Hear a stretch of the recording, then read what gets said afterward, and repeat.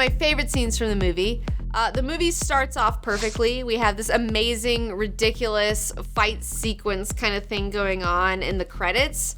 And the fact that the credits said, like, some asshole producers, and, like, they didn't tell the names of anybody who was doing this. Like, they just said, like, fucking stupid things. That was hilarious. Also, I love the character of Dopinder, the taxi driver who's like Deadpool's taxi driver that he never pays him, but he gives him life advice and stuff like that. I thought that was like super adorable. I loved so much when Dopinder's telling him about this problem that he's having with his girl, and his girl's falling in love with his cousin, and then later on you find out that Dopinder has his cousin in the trunk, and Deadpool's like, Colossus is like, no, you shouldn't do that, and Deadpool's like, yeah, you shouldn't do that. Yes, you should totally do that. I'm so proud of you. Like, I thought that was so cute. Good, big ups on you, Deadpool, helping the everyman out. Another thing I loved was the fact that this movie feels like it takes place in a larger X-Men universe, okay? Like, we're talking about mutants, it's a thing that's going on, we see the X-Mansion, Deadpool makes jokes about Xavier, like, I fucking loved it. I love the joke even where he talks about how he goes to the X-Mansion to get their help because he needs them later on. And he says, like, oh, it's weird. Like, the studio could only afford you two X-Men to be here. Like, it was just, I laughed so hard. I also really enjoyed the fact that they did do an after credits scene. Like, everybody in the theater waited, including myself, to see. And we were not let down. They totally had an ending on there.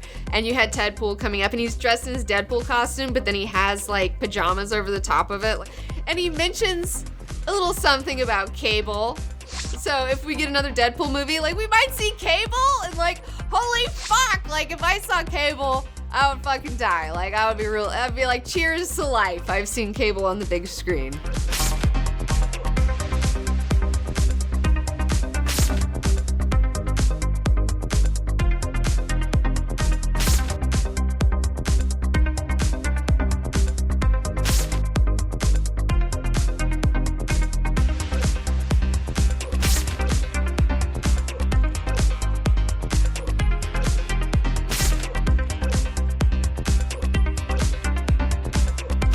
Tell me about Deadpool in the comic books. What is he like? Okay, so as I stated earlier, Deadpool is aware that he's a fictional hero in the comic books, so he's constantly breaking the fourth wall, which is a lot of fun.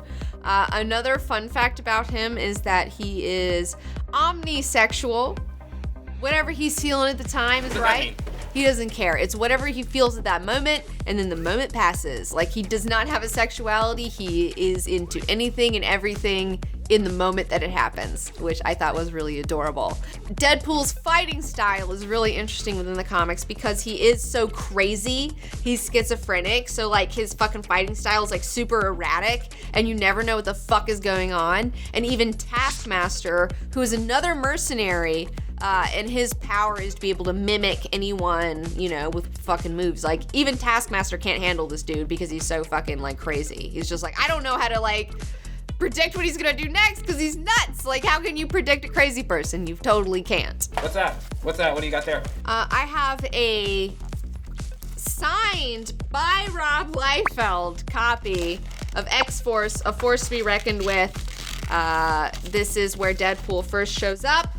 And in his original incarnation, he does have a mouth, like he talks too much, but like he's not necessarily the Deadpool that you know and love today. Like, I think he gets like crazier and more absurd as time goes on. That happens later, but that's a whole other bag of cats.